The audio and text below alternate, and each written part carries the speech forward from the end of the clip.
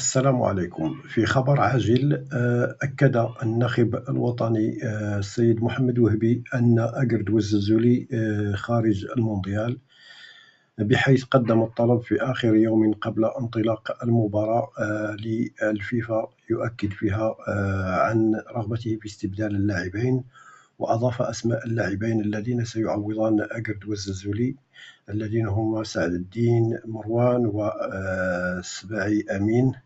ونتمنى التوفيق للنخبة الوطنية. لا يسعنا إلا أن نقدم الدعم في هذه الفترة الحرجة للنخبة الوطنية وللناخب الوطني، ونتمنى التوفيق، كل التوفيق لأبناء المملكة المغربية الشريفة.